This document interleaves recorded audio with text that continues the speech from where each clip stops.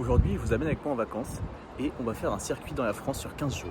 On va commencer par Angers, Nantes, La Rochelle, Bordeaux, Poitiers et on finira par Le Mans. J'espère que ça va vous plaire.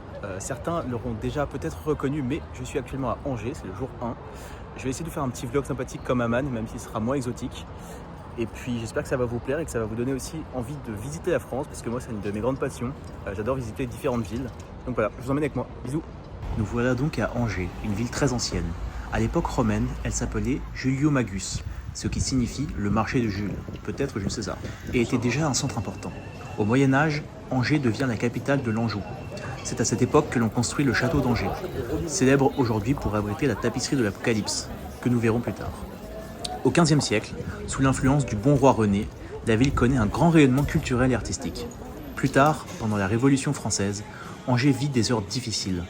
Une partie de la ville est transformée et certains monuments sont détruits. Au XIXe siècle, la ville se modernise. De nouveaux boulevards, des ponts et le chemin de fer relient Angers au reste du pays. Aujourd'hui, Angers est une ville dynamique et accueillante, connue pour sa qualité de vie, ses espaces verts et son patrimoine exceptionnel.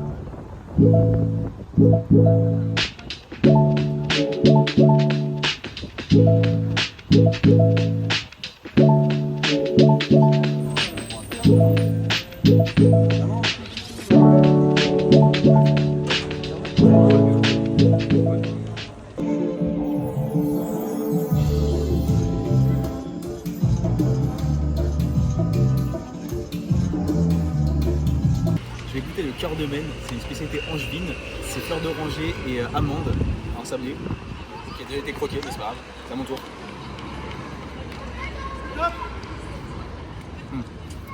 C'est vachement bon. C'est vachement bon. Donc jour 2, là on a récupéré les vélos et on va partir pour une petite boucle de 40 km autour de la Loire. Je vais vous emmener un peu avec moi, je vais vous montrer des différents paysages, ça va être très sympa et j'espère vous donner envie.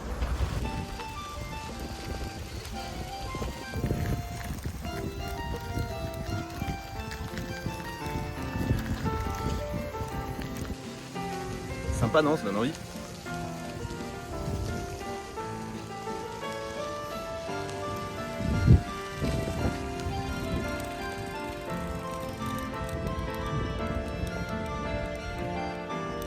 On voit même un petit pont normalement là-bas. Je sais pas si vous pourrez le voir. Franchement c'est sympa comme tout.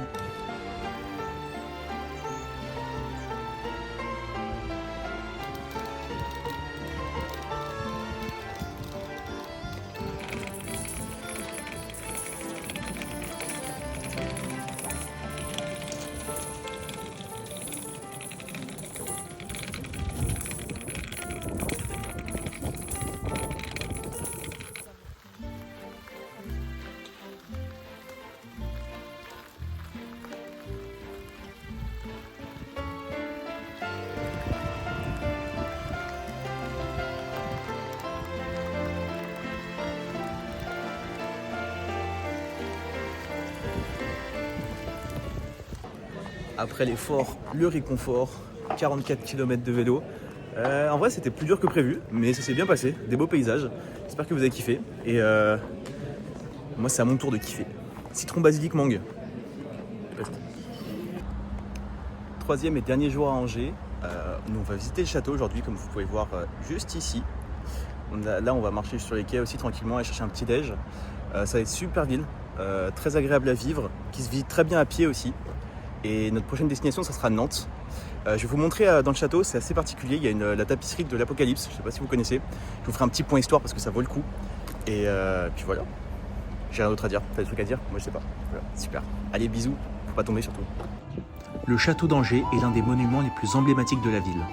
Il a été construit au XIIIe siècle par le roi Saint-Louis pour protéger la frontière de son royaume face aux Bretons. Avec ses 17 tours massives et ses remparts de presque 1 km, c'était une véritable forteresse. Mais le château n'a pas servi qu'à la guerre. Il a aussi été la résidence des ducs d'Anjou, une grande famille princière au Moyen-Âge. Lieu d'histoire et de culte, il reste l'un des symboles les plus forts d'Angers.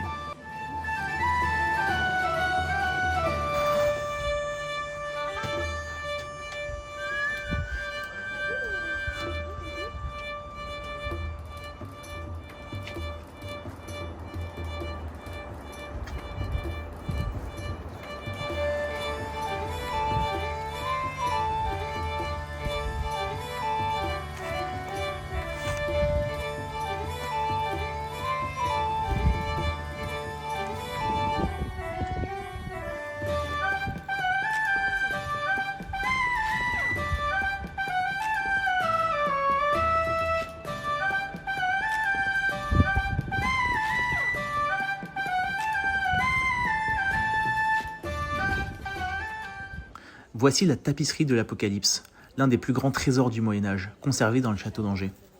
Elle a été commandée à la fin du XIVe siècle par le duc Louis Ier d'Anjou.